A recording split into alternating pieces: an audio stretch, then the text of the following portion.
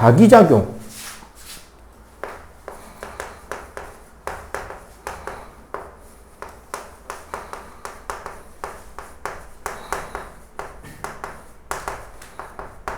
통과에서도 나오는 파트고요.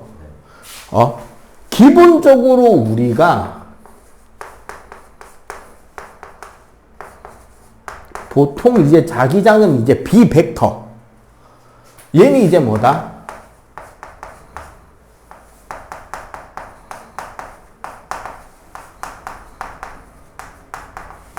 자기력이 미치는 공간 혹은 그 공간에서 나타나는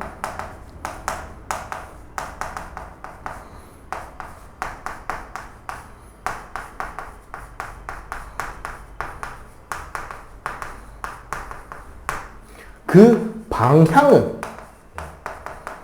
나침반의 N극이 가리키는 방향으로 나타나게 되는 거고, 그 세기는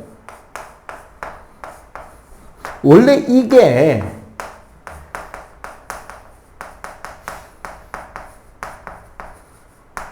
정확한 그 명칭의 뜻은 자기선속밀도 혹은 줄여서 자속밀도라 그래요. 그래서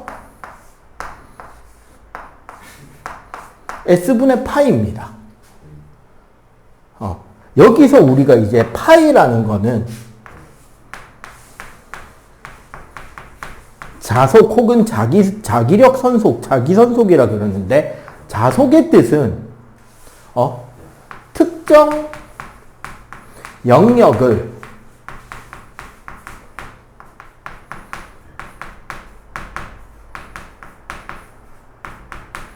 수직으로 통과하는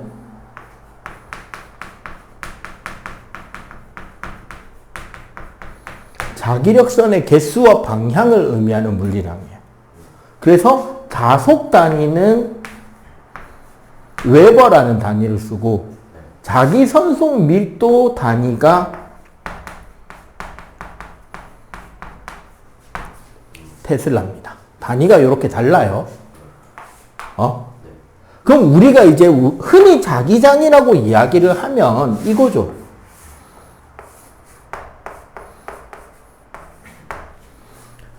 자석을 놓고 그 위에 A4지 깔아놓고 철가루 쫙 뿌린 뒤에 타다닥 두들기면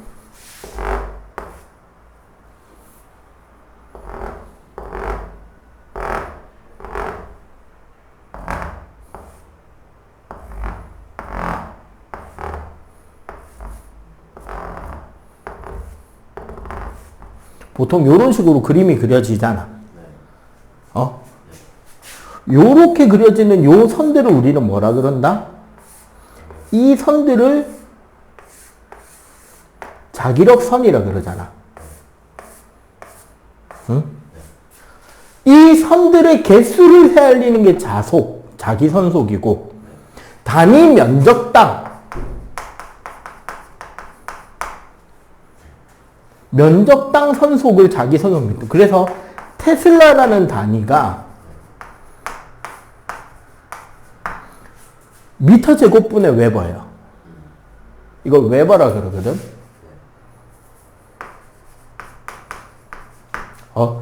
제곱미터, 그러니까 웨버 퍼 제곱미터. 제곱미터분의 웨버가 이제 자기장의 세기가 되는 거야. 그럼 이런 개념인 거지. 봐봐.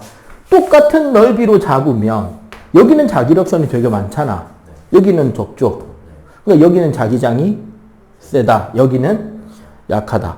그리고 그 방향은 나침반의 N극이 가리키는 방향이 자기장의 방향이 됩니다. 그러니까 보통 어디에서? N에서 나가서 S로 들어간다라고 하는 방향이 되는 거야. 그래서 지구의 북극은 S극이에요. 이거 하면 응 아니고 쌤 이상한데요 라고 하는 반응이 대부분인데 닌 인정하네. 그쵸. 이거 은근히 애들이 쌤 반대 아니에요 라고 되게 많이들 하는데, 그러니까 나침반의 N극이 북극을 가리키지 이것들아. 자, 원래는 이 자기장이 전류의 전기장 개념과 자기장 개념이 완전히 별도로 이해를 하고 있었고 별도라고 생각하고 있었고 그래서 별도라고 강의를 하던 중에 전기 회로를 만들어 놓고 전기 흘리면서 막 이 설명을 하는데 학생 한 명이 우연하게 발견을 해요. 교수가 스위치 까딱까딱 하는 동안 회로 옆에 있던 나침반 바늘이 까딱까딱 하고 있는 걸 본 거야. 무슨 소리다? 회로에 전기가 흘렀더니 옆에 가까이 있던 나침반이 까딱까딱 움직인 거지. 즉 자기장 변화가 생긴 거예요. 회로에 전류가 흐르는 것 때문에. 그래서 발견이 된 걸 이야기를 하는 게 앙페르 법칙. 도선에 흐르는 전류에 의한 자기장 형성이고 참고로 저 앙페르 법칙의 앙페르가 우리 전류 단위의 그 암페어죠. 저 양반이 그 암페어죠. 프랑스인이라 가지고 철자를 프랑스식으로 읽으면 앙페르가 되고 그 철자를 그대로 영어로 읽으면 암페어가 됩니다. AMPHER이거든. 자, 통과에서부터 물 1까지는 가리키는 게 똑같아요. 사실은 중2 때부터 똑같습니다. 단지 이제 뭐냐, K값을 가리키느냐 마냐의 차이뿐이고 이게 이제 물 2가 되면 귀찮은 공식이 몇 개 더 늘어요. 뭐가 느냐? 직선도선의 경우 무한직선과 유한직선에서 자기장 계산하는 게 다르다는 걸 가르쳐주고 그 다음에 K값을 정확하게 주기 시작하면서 그런 것도 가르쳐요. 하프, 쿼터, 원에서 그냥 n분의 1 하면 됩니다. 각도를. 그래가지고 복합자기장 계산하는 게 보통 이제 물2부터 이제 좀 더 귀찮게 나오는데 그냥 계산하시면 돼요. 부담 가지지 말고. 자, 직선도선부터 이제 그냥 간략간략하게 이야기를 할게요.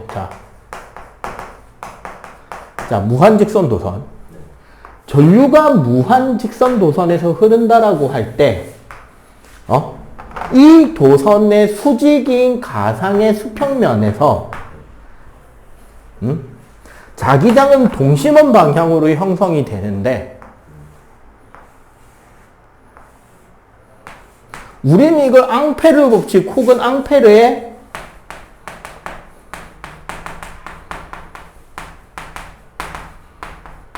오른손 나사 법칙이라고 합니다. 따라서 오른손 모가지가 멀쩡한 이상 이것 방향부터 틀려오는 새끼는 손모가지를 그냥 이라고 이제 애들한테 협박을 많이 해요. 간단합니다. 엄지를 전류 방향으로 놨을 때 오른손이 감기는 방향이 자기장의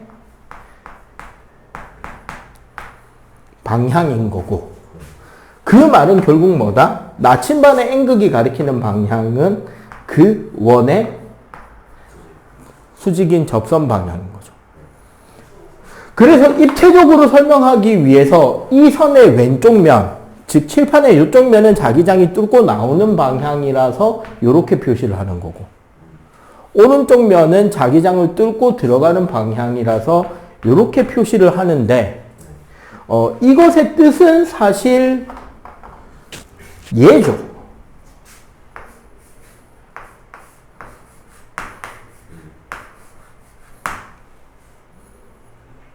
얘를 형성한 겁니다. 화살이 뚫고 나온 거고 화살이 꽂힌 거예요. 화살 기시라고. 이거 화살 촉이고. 방향 안 헷갈려도 되겠지. 그리고 요 이야기는 얘를 뭐로 써라? 어차피 자기장 벡터니까 부호라고 생각하세요. 이게 가끔씩 출판사 문제집에 답지의 크기 비교에 오류가 나오는 건 다 저것 때문에 오류가 나옵니다. 멍청한 것들이 문제는 크기 비교하라고 해놓고 절대값을 안 쳐서 마이너스 값을 절대값이 작은 것보다 더 작다고 답을 표시해요. 그래서 답지 오류는 10점 과부 그겁니다. 진짜다.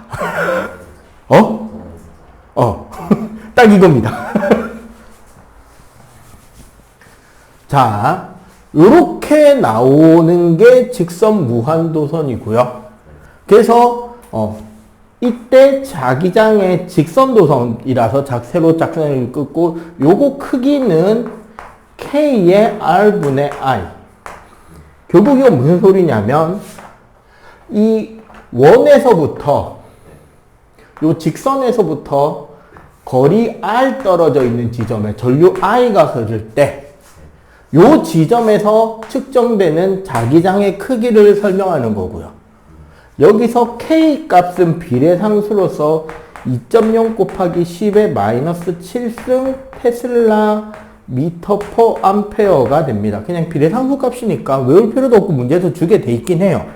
이거를 내가 적어준 이유는 좀 이따가 원형 도선하고 그 솔레노이드에서 보통 대부분의 책에서 K-K2-라고 돼 있는데 이 세 개가 사실은 연결되는 값들이거든요.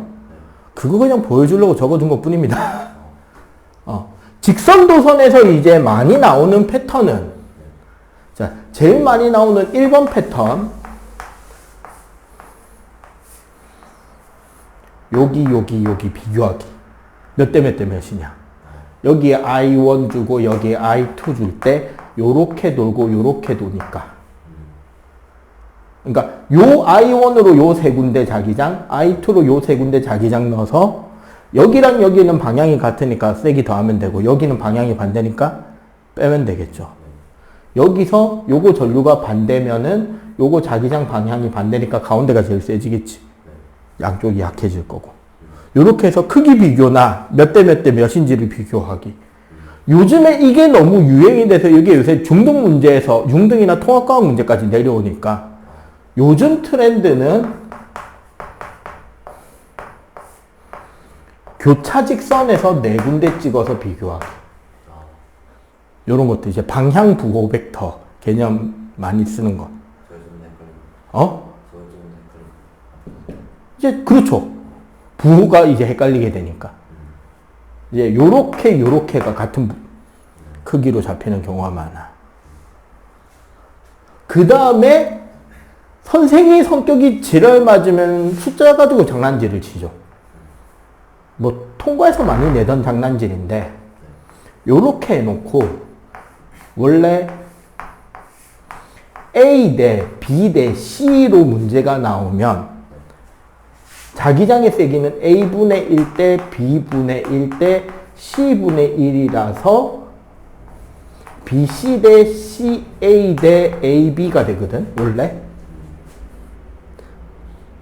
뭐, 이제 제일 멍청한 아이들은 이거를 C 대 B 대 A라고 적는 거죠, 그냥. 반비례는 순서 바꾸는 게 아닌데, 세 개일 때는. 근데 제일 나쁜 선생은 이거를 어떤 장난질을 치는 거냐. 요 길이를 A, 요 길이를 B, 요 길이를 C로 넣는 겁니다. 제일 나쁜 선생이죠. 함정 파는 놈들 중에 제일 나쁜 놈들. 이러면은 애들 단체로 후두둑 떨어진다. 그럼 어떻게 돼? 사실은 A 대 A 플러스 B 대 의 역수가 되는 거야. 이게 뭐 단체로 이제 점수 갈아먹겠다고 작정한 함정인 거죠, 이거는. 죽어라, 이것들. 이제 요런 식으로 이제 요 공식 개념을 활용한 계산 조합이 많이 나온다. 요렇게 이해를 하시면 되고요. 직선도선 이제 다음으로 나오는 게 바로 이제 원형도선.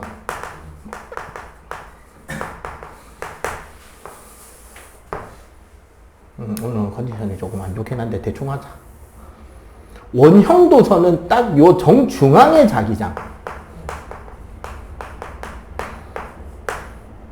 요렇게 전류가 돈다고 할 때 결국 우리는 원회로라는 것, 원이라는 것은 많은 접선들의 연결인 거잖아요. 그러니까 결국 각 지점에서는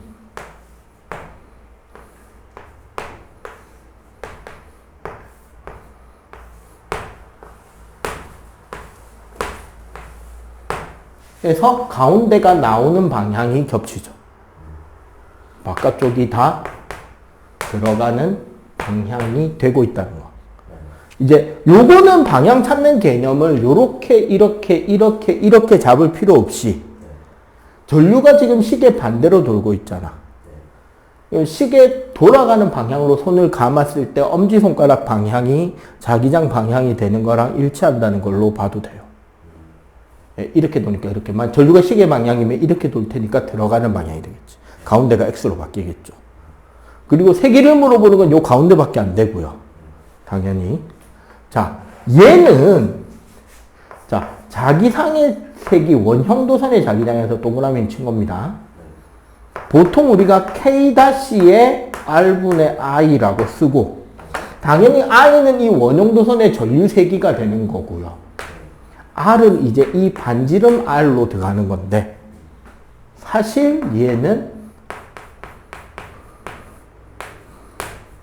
파이 K가 됩니다. 무슨 소리냐? K-는 2.0 파이 곱하기 10의 마이너스 7승 테슬라 미터 퍼 암페어가 나와요. 그래서 K- 값이 파이 KB가 돼요. 딱. 그럼 이제 이 원형도선 패턴은 뭐가 나오냐? 보통 이제 제일 많이 나오는 게 직선과 원조합. 이렇게 떼서 놓는 경우가 있고. 그러니까 직선하고 이렇게 했을 때 전류는 기역, 니은 어디로 흐르냐? 특히 요 가운데 자기장의 크기가 0일 때 여기에 전류 I가 흐를 때 어느 쪽으로 얼마만큼의 전류가 흘러야 요 지점이 0이 되냐? 요걸로 이제 많이들 물어보게 되는 거야. 이해가 되죠? 그리고 요렇게 돼 있는 전류랑 요렇게 돼 있는 전류 차이 알겠죠? 도선 짜여 있는. 그지? 여기서는 전류가 요렇게 흐를 거고 여기서는 전류가 이렇게 흐르겠지. 그럼 그때 요 지점, 그러니까 요 가운데 요 원 중심 지점의 자기장 세기, 부호가 조금 달라지겠죠. 원형 도는 방향이. 요렇게 했을 때 요 형태로 해서 원과 직선 조합하거나 아니면 이제 말 그대로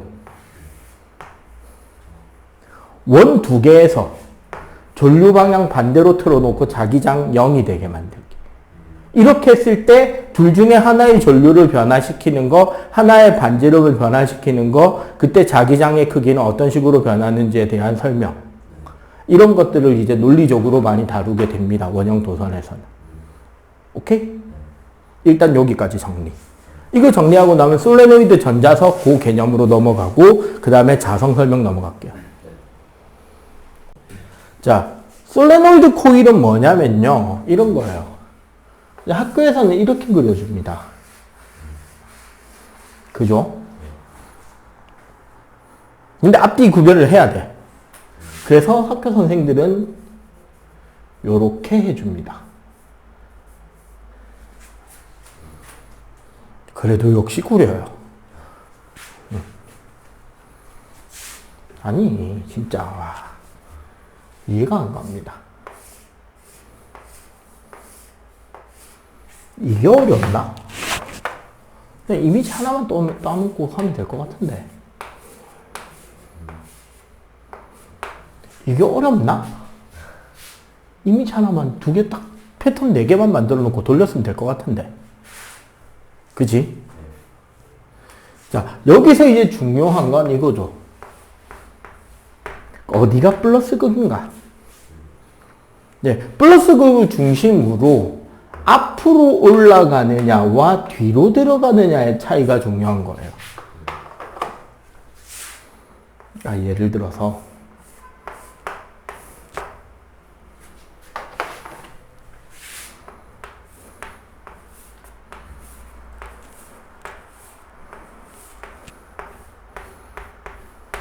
요거 두 개의 경우를 봐봐. 얘는 봐봐.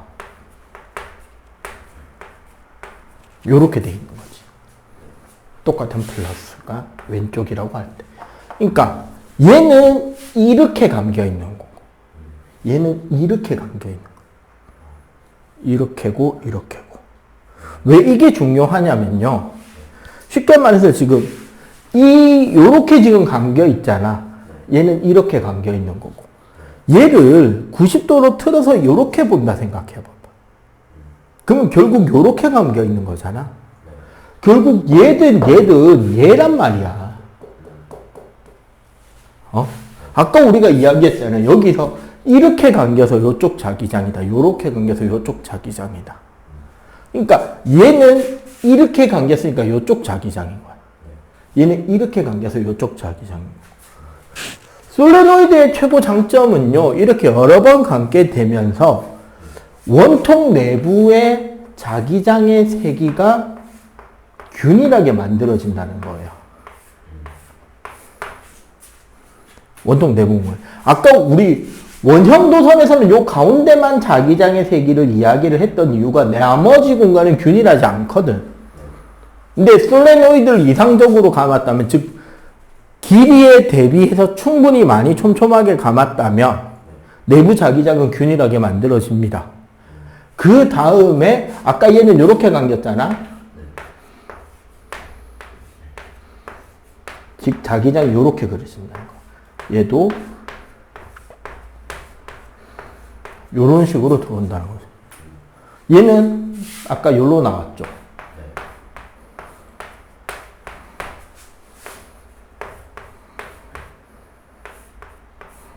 이런 식으로 된다는 거지. 이렇게 된다는 말은 아까 잠깐 했던 엄지가 가는 쪽이 나침반의 N극, 그러니까 우리 막대 자석의 N극과 같은 자성을 띈다는 거야. 들어가는 쪽이 S극과 같은 자기장 방향성을 띠게 된다는 거예요. 솔레노이드에서는. 그래서 어느 쪽이 N극인지 찾는 거는 결국 이렇게로 찾으면 돼요. 첫 번째. 그리고 솔레노이드에서 그 옛날에 한때 SNS에서 핫했죠. 촘촘하게냐 많이냐. 기억하지? 그 한때 SNS를 뜨겁게 달궜던 그 이과 논쟁. 솔레노이드는 촘촘하게였고 그 패러데이 법칙은 많이입니다. 공식적으로는 정확하게 그 표현이에요. 그래서 솔레노이드를 많이라고 쓰면 틀리고 패러데이를 촘촘하게라고 해도 틀려요. 원래는 그렇게 하는 게 맞아요. 왜냐하면 솔레노이드에서 생기는 내부 자기장의 크기는 원래 K2-의 NI라고 되고요. 자, 여기서 이제 중요한 거, 아까 했던 것처럼 K2-는 2파이 K가 되고요. 그러니까 4.0 파이 곱하기 10의 마이너스 7승 테슬라 미터 퍼 암페어가 됩니다. 그리고 얘가 심화적 개념으로 연결이 되면 뮤 제로라 해서 진공 투자율이 돼요. 요게 연결이 돼. K2-의 값이. 그리고 요 공식이 뭐가 되냐면 L분의 NI로 갑니다. 이제 문제는 요거죠. 요게 이제 얘잖아. 요 L이라는 게 솔레노이드 길이에요. 즉 여기서부터 여기까지가 L인 거지. 여기 N이라는 건 뭐냐면 가문수입니다. 즉 한 바퀴, 두 바퀴, 땡땡땡 N 바퀴인 거지.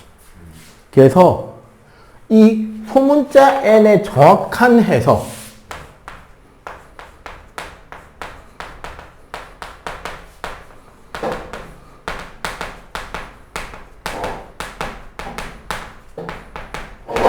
길이당 가문 횟수가 돼서 촘촘하게 가문 정도로 해석하는 게 맞는 겁니다. 오케이? 자, 그리고 여기 요 진공 투자율 개념, 요게 뭐냐면 투자율이라는 거는 자기장이 어떤 물질을 통과하게 될 때 그 물질에 의해서 자기장이 받게 되는 영향값을 말하는 거거든. 이건 이제 진공일대를 기준으로 이야기를 하는 거고, 요 다음 챕터 물질의 자성에 대한 개념이 바로 이 뮤 값이에요.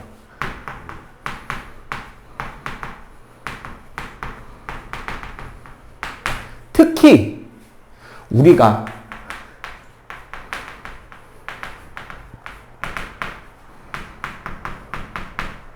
강자성체의 특징이 바로 이 뮤 값이 크다는 겁니다.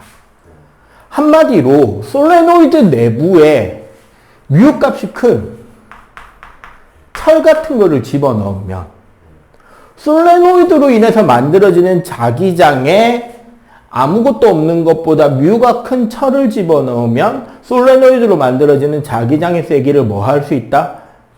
증폭을 시킬 수 있다는 거지. 자기장의 세기를 뻥튀기를 시킬 수 있다는 거. 그게 우리가 말하는 전자석이 되는 거예요. 대신에 우리 초등학교 6학년 때 전자석 만들기 할 때 잘 기억해 보면 한 가지 내용이 적혀 있었습니다. 달궜다 식힌 쇠못을 쓰라고 돼 있어요. 그지? 왜 달궜다 식힌 쇠못이 필요하냐면 퀴리 온도라는 게 있어요. 그 퀴리가 맞습니다. 우리가 알고 있는 그 유명하신 그 퀴리가 맞아요. 그 퀴리 온도라는 게 뭐냐면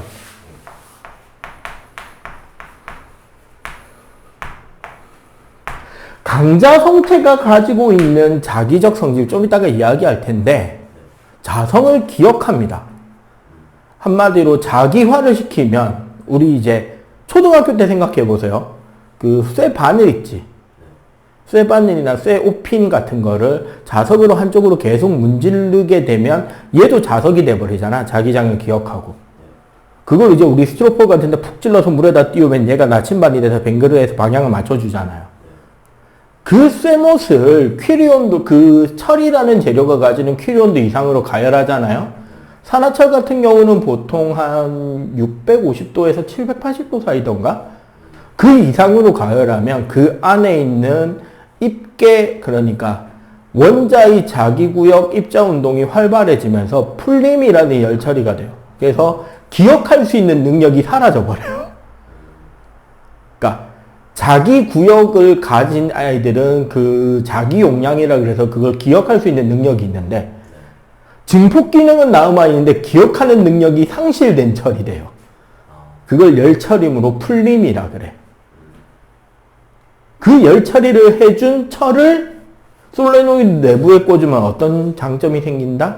전류를 흘려주면 강한 자기장을 만들 수 있게 돼서 전자석이 되고 전류를 끊어버리면 자기장이 사라져버리는 거야. 그럼 후두둑 뗄 수 있는 거지. 그 열처리를 안 한 철을 가지고 전자석을 만들면 전류를 흐르면 자기장이 생기죠. 들러붙었지? 전류를 끊으면 안 떨어져. 골 때리죠. 그래서 그 달궜다 식힌 쇠못을 써야 되는 거야. 시간이 지나면 떨어지고. 그치. 근데 그게 꽤 갑니다. 그래서 원래 옛날 하드디스크 같은 경우 컴퓨터 전원 안 넣고 되게 오랫동안 놔두면은 이제 원래 데이터 날랐는데 그게 보통 몇 년 이상이거든. 근데 그 정도까지는 안 된단 말이에요. 웬만하면은. 마침 저기 지하철 여기 보이네. 지하철표가 그 기억시키는 게 지하철표에 우리 마그네틱이 이렇게 묻어 있잖아. 그 검은색 띠가 있잖아요. 그게 강자성체가 묻어 있는 거고, 첫 번째 우리가 표를 사서 통과시킬 때, 그러니까 맨 처음에 우리가 표 구매를 하잖아. 그럼 그 표에 찍혀 나오는 게 1구간 표다, 2구간 표다만 찍혀 나와. 그러면은 첫 번째 우리가 개찰구를 통과시킬 때 몇 시에 무슨 역을 통과했습니다가 거기에 추가로 기록이 돼요. 그럼 우리가 나올 때 통과를 시키잖아? 그러면 그쪽에서 전자기 유도로 정보를 읽어드려. 아, 이거는 몇 구간짜리 표고 무슨 역에서 몇 분에 탄 표인데 우리는 무슨 역이고 지금 시간이 몇 분이니까 이 새끼 2구간 요금 내야 되는데 왜 1구간 표지? 돈 더 내 이 새끼 하고 삑 하고 티 나오는 거야. 아니면 이 새끼 2구간 제대로 냈네? 알았어, 통과. 이걸 시켜주는 거지. 그게 이제 자기 기록 테이프인 거예요. 옛날 카세트 테이프나 요즘에 아이들은 정말 모르는 거.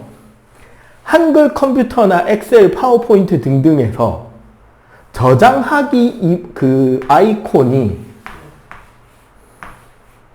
요렇게 생겼잖아요. 그지? 이거 뭔지 아냐? 몰라 이거? 이게 뭔지 몰라 정말? 이렇게 생긴 걸 알지? 그 저장하기의 기호가 요런 모양인 걸 알지? 화면에 그 꾹 누르면은 저장하기가 요 모양이거든? 본 적이 없는데 요렇게 생겼을 거야. 한번 가서 보세요. 요렇게 생겼는데 이게 뭔지를 몰라. 그치? 요즘 애들은 이걸 볼 일이 없죠. CD가 어떻게 생겼는지 볼 일도 잘 없는데 컴퓨터에 CD 드라이브가 없어진 지 오래라서 이게 디스켓이라는 겁니다. 크기가 이거는 3.5인치짜리고요. 요거 한 장의 용량이 무려 1.4 메가바이트짜리입니다.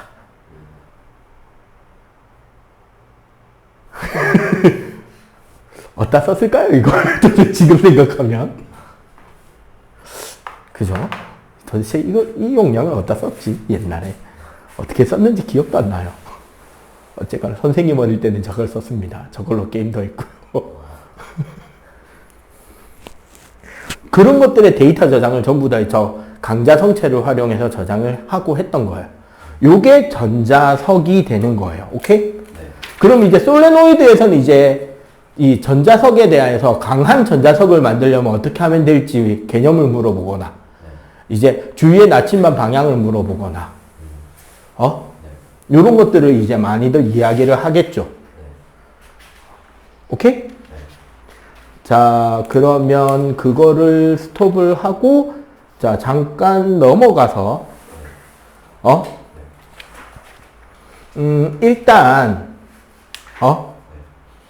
일단 201쪽에, 201쪽 문제를 5번까지만 풀고, 자, 자성,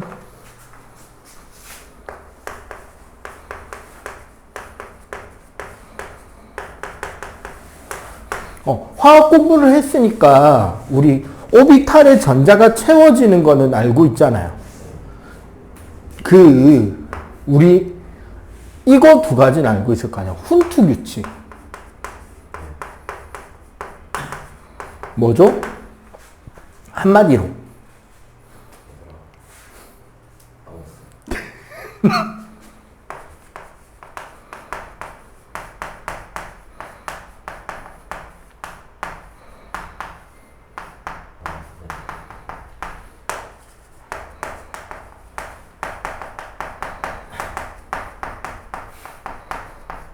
동일한 에너지 순위 오비탈의 전자를 채울 때는 가급적 홀전자 수를 늘린다. 즉 p 오비탈이나 d 오비탈의 전자를 채울 때는 홀전자를 그 오비탈 전체 개수에 다 채우고 나서 전자쌍을 만들어 나간다는 소리죠. 그리고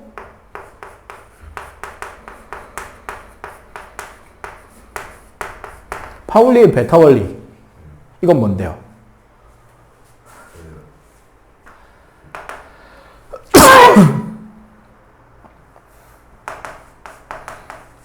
한 오비탈에는 최대 몇 개? 2개인데 스핀이 서로 반대로 돈다. 요렇게 돌린다는 소리죠. 요거 이제 못 돌리죠. 이제 집중력이 좋은 사람들은. 돌려봐. 안 돌아갈걸? 그지? 자, 요 두 가지를 바탕으로 우리는 이제 요 두 가지 내용을 이야기를 했는데, 자, 원자 자석 개념이에요, 결국은.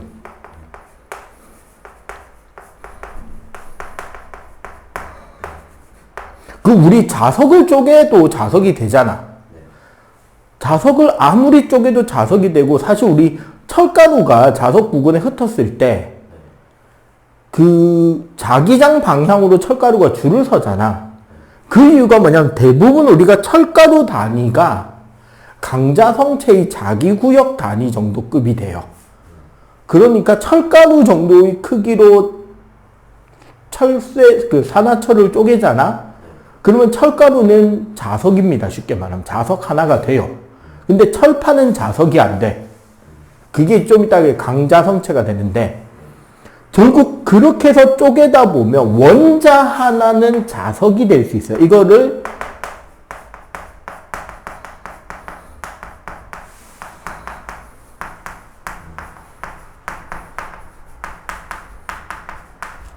자기 쌍극자 모멘트의 형성이라고 하거든요. 이게 생기는 원인이 두 가지가 있어요. 첫 번째는 원자 자체의 스핀입니다. 이 책에 설명이 뭐가 잘못 나와 있는데, 저거 두 번째 전자의 스핀이라고 돼 있는데, 전자 스핀 아니고요. 원자 스핀입니다. 그림이. 저 두 번째 거 그림이죠. 전자의 스핀이라고 돼 있는 거. 저거 원자 스핀이에요.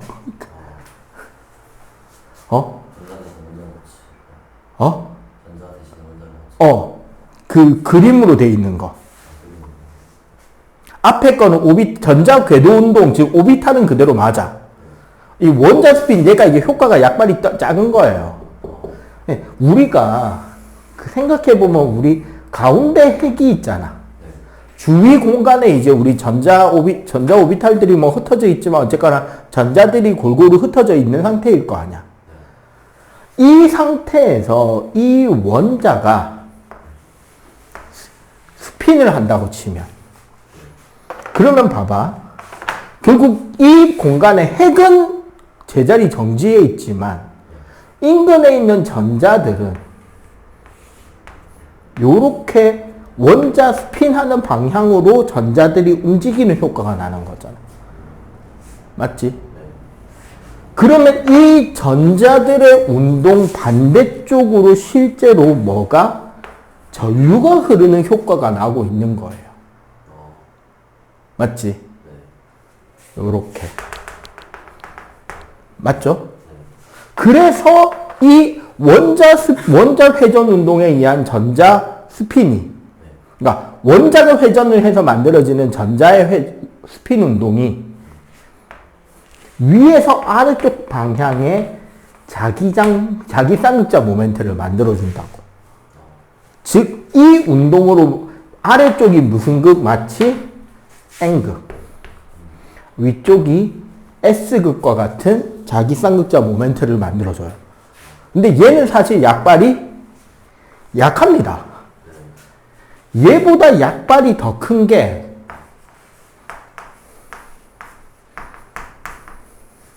오비탈, 특히 홀전자예요. 홀전자 오비탈은 봐봐.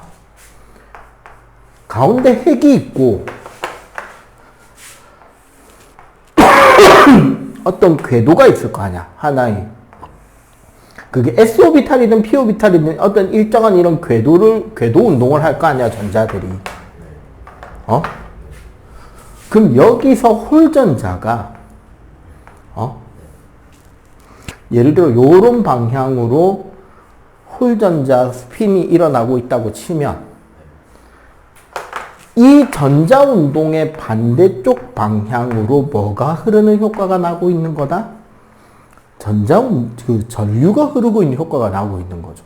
왜? 전자와 전류의 흐름은 반대니까. 즉, 이렇게 전류가 흐르고 있기 때문에 이 경우는 어디서 위로? 밑에서 위쪽으로 자기 쌍극자 모멘트, 즉 위에가 N, 이번에는 밑에가 S가 되는 자기 쌍극자 모멘트가 생길 거 아니야. 홀전자일 때는. 근데 문제는 뭐다? 이게 전자쌍이 돼버리면 어떻게 된다?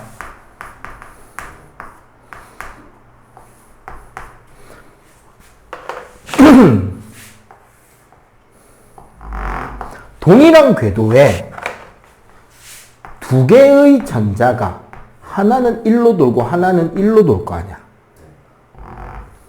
맞죠? 그럼 이 경우는 이 두 개의 전자의 흐름이 상쇄돼 버리잖아요. 운동이. 서로 반대로 스핀을 해버리니까. 그래서 이 경우는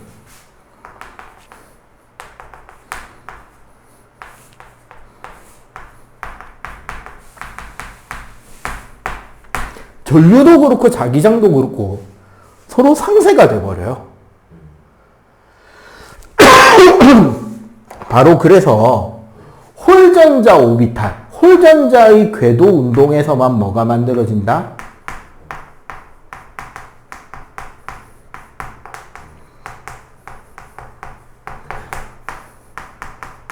자기 쌍극자 모멘트가 생긴다고. 이해가 되죠?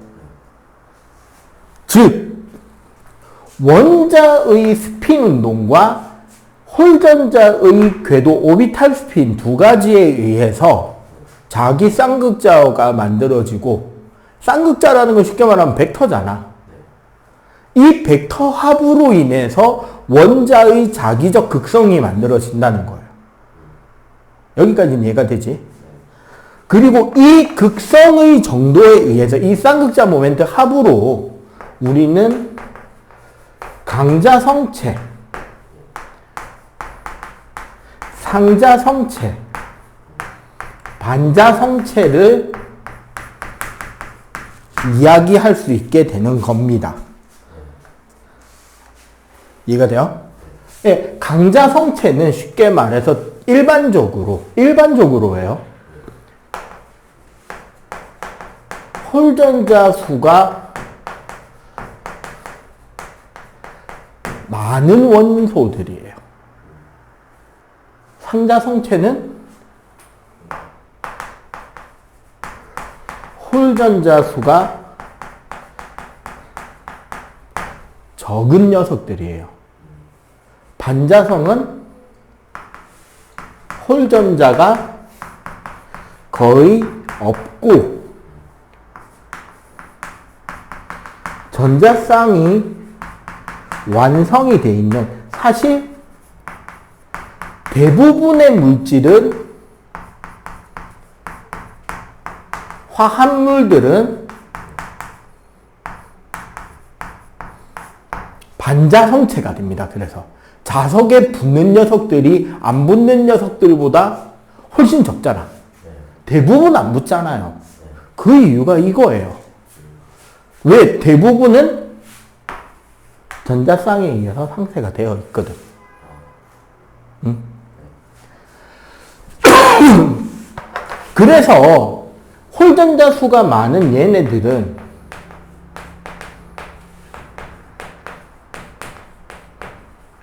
강한 자기화 특성에 의해서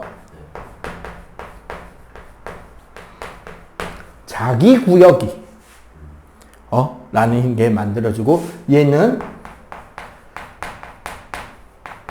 약한 자기화에 의해서 원자 자석이 얘는 사실 거의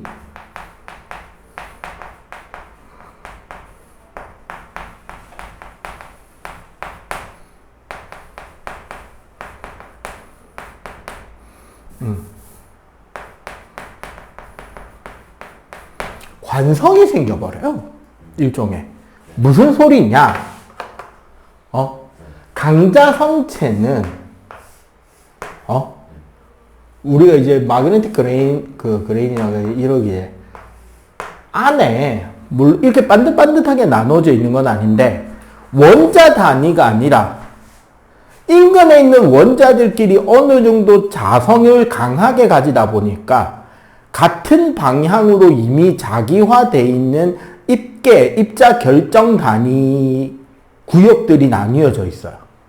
근데 얘네들이 아까 말했지, 철가루 정도 사이즈면 그 방향성이 있다고.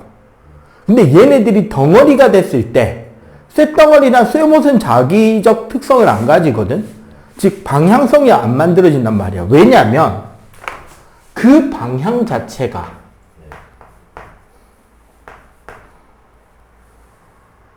여기는 요렇게, 뭐 여기는 이제 이렇게 위로, 오른쪽으로, 뭐 얘는 뭐 이제 뭐 이쪽으로 랜덤한 거야.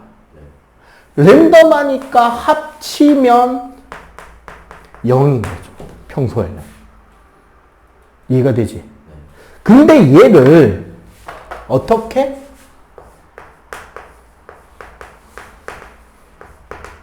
자기화. 우리 초등학교 때 했던 한쪽으로 자석을 계속 문질러 준다던가 외부에서 자기장을 한쪽 방향으로 강하게 걸어 준다던가 하면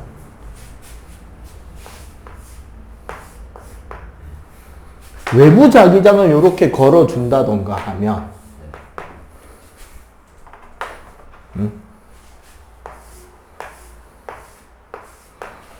그 내부 자기장의 방향들이 다 같은 방향으로 정렬돼 버린다. 이렇게 되니까 원래 자기장의 그 내부 자기장 방향이 통일화되니까 자기장의 세기가 뻥튀기 되고 그냥 뻥튀기 되는 게 아니라 어때? 여기 봐봐. N, S, N, S, N, S. 지네들끼리 어떻게 돼버려? 붙어버린다고. 붙어버리니까 뭐가 된다? 기억도 되고 증폭이 되는 거지. 즉, 뮤가 진공에 비해서 엄청나게 큰 값을 가지게 된다고. 이해가 되죠? 얘는 원자자석이라는 말은 이제 원자 단위로 요렇게 구역 단위가 아니라 원자 단위인데 그 방향성이 평소는 랜덤인 거야. 그런데 어떻게? 외부 자기장을 걸어주면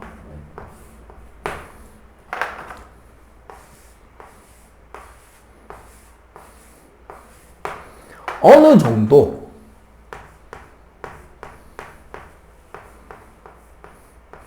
정도 비슷하게 정렬은 돼. 근데 외부 자기장을 치워도 여기서는 얘를 치워도 붙어 있는데 얘는 치워버리면 얘는 치우면 다시 어떻게 돼버린다?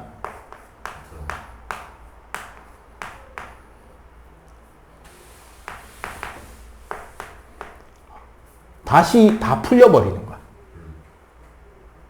얘는 기억하는데 얘는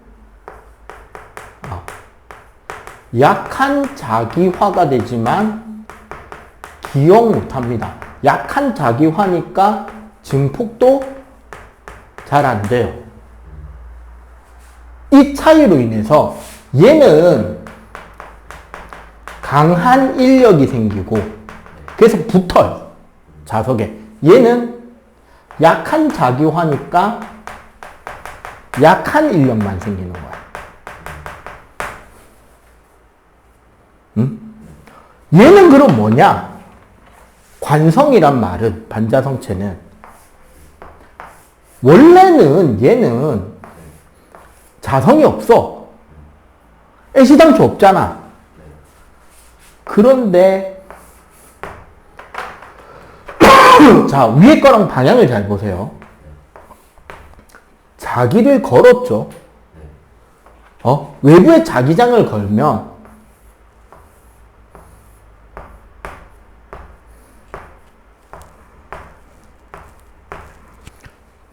반대 자기화가 생깁니다. 역자확인.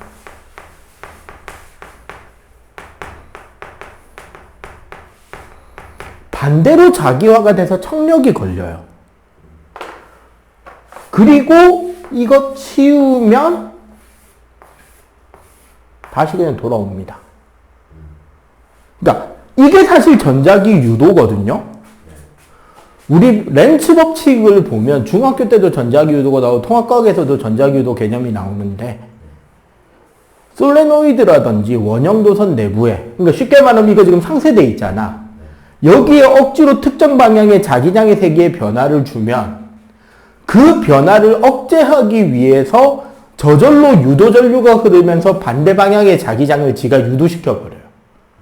이쪽 관성인 거지. 나 변하기 싫은데 왜 갑자기 그쪽에 자기장을 만들고 지랄이야, 이씨. 싫어 하고 튕겨버리는 거야. 저로 가. 그래서 외부 자기장을 밀어내요. 일종의 청력이 생기는 거야. 이런 게 반자성체입니다. 그리고 이 반자성체의 극강이 초전도체가 되는 거야. 아예 애시당초 자기장을 저렇게 내부에 통과도 안 시켜요. 초전도체는. 그래서 떠. 그게 마이스너 이펙트. 오케이? 이제 요런 식의 자성이 생기고 그래서 우리 강자성체는 자석에 붙어버리죠. 아예 자석이 돼버리고. 그리고 강자성체의 철이나 니켈, 몰리브덴 이런 거를 솔레놀 내부에 넣으면 강한 전자석을 만들 수 있게 돼요. 상자성체는 알루미늄, 나트륨, 마그네슘, 텅스텐 얘네들인데 실제로 자석이 붙진 않습니다.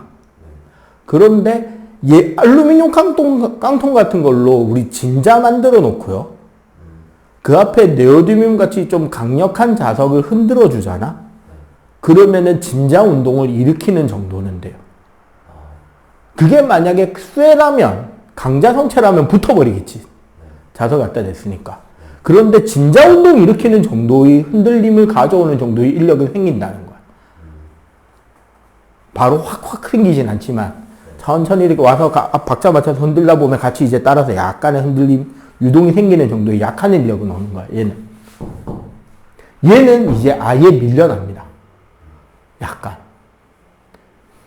그래서 얘는 이제 뭐, 구리, 금, 수소, 탄소, 물, 이런 게 이제 반자성체가 되고, 아까 말한 초전도체는 졸라 강한 반자성체가 되고. 초전도체 같은 게 상용화되면 자기 부상 열차에서 차를 공중에 띄우는 게 공짜가 되죠. 그리고 초전도체는 송전이 손실이 없어지니까 강한 전자석을 만드는 것도 훨씬 쉬워지고 송전 발열 손실이 없으니까. 그러면은 그리고 바퀴가 없으니까 속도 제한이 풀리거든요. 기차에서. 우리가 지금 고속열차 지금 현재 속도 제한이 일반 바퀴를, 철로의 바퀴를 쓰고 있는 고속열차이기 때문에 속도 제한이 330에서 350에서 멈춰 있거든요. 근데 자기 부상이 돼버리면 이 제한이 없어집니다. 시속 500, 시속 700, 시속 800이 가능해요. 그래서 그 제한이 풀려버려요. 지금 최근에 신문 기사 읽었는데 일본에서 지금 새로 개발하는 신칸센이 하이브리드 자기 부상 열차더라고. 도심지에서는 철로 레일을 이용해서 달리다가 속도가 붙으면 얘를 공중에 자기력으로 공중에 띄우고 바퀴 접어서 바퀴 들어서 공중에 띄우고 자기 부상으로 고속으로 달려버리게 해야 돼. 천재인데 이 새끼들. 그러다가 자기력 낮추면 어차피 뜨는 게 우리가 생각할 때 몇십 센치 뜨는 게 아니야. 2cm, 3cm 떠요. 그러니까 그걸 이용해서 연착륙을 시키는 형태로 해서 바퀴를 살짝만 띄었다가 내렸다가 이런 거 정도로 하면 뜨는 순간 덜컹거림이 사라지잖아. 저 소음이 사라지는 거야. 저 덜컹거리는 게 왜 하면 철로 사이에 열팽창 때문에 띄워놓잖아. 이거 지날 때 소리 나는 거거든. 그리고 브레이킹은 일반 바퀴 내려가지고 마찰력 브레이킹을 똑같이 시키는 거지 그냥. 일본 이 새끼들 천재인데. 그래놓고 그 앞에 전동차 앞 뒤에는 그 기관실을 오리주둥이처럼 만들어가지고 다운포스 일으키고 안전을 위해서. 디자인 잘 뽑았던데. 근데 존나 못생겼어. 씨발. 자, 이런 자성체를 이용하는 거 이제 어떻게 하느냐? 자, 1. 전자석. 솔레노이드 내부에 강자성체를 넣으면 아까 말했죠. 졸라 강해진다고. 두 번째 고무자석. 강자성체 분말을 고무에 섞어서 만들기 때문에 원자자석이 여러 방향으로 다 자기화되어 있는 게 막 섞여 있습니다. 그래서 우리 재밌는 거 그 치킨 쿠폰 있죠. 이렇게 쌓아도 되고 뒤집어 붙여도 막 붙지. N극, S극이 없는 것처럼 붙잖아. 가능한 이유가 저거예요. 애시당초 극 자체가 다 흩어져서 뭐 랜덤으로 쌓여있기 때문에 막 붙여도 붙어있게 되는 겁니다. 액체 자석, 강자성체 분말을 엄청나게 작게 만든 뒤에 저걸 우리가 뭐라 그러더라, 콜로이드 상태라 그러거든. 액체랑 고체가 섞여 있는 상태. 그렇게 해서 만들어 가지고 자기장 같은 것들이 눈에 보이게 만들 수 있게 만들어 놓은 거를 액체 자석이라 그러고, 그다음 우리 아까 말한 하드디스크라든지 저 자기 기록 장치, 아까 강자성체의 기억 능력이 있다 그랬잖아요. 그래서 자기장을 걸어서 기억을 시키고 전자기 유도를 통해서 그 정보를 읽어드리게 할 수 있는 장치. 이런 식으로 해서 우리 하드디스크를 씁니다. 그래서 우리 저 하드디스크 같은 거 뭐 할 때 그런 식으로 썼잖아요. 그 옛날에 뭐 정보 같은 거 지울 때 존나 강한 자석 갖고 와서 하드디스크 막 비비지. 보안용으로 이럴 때 막 데이터 다 날아간다고. 막 그런 것들도 이제 요거랑 관련되는 요런 내용들이었다 라고 보면 되겠습니다. 끝! 딱 10시 반.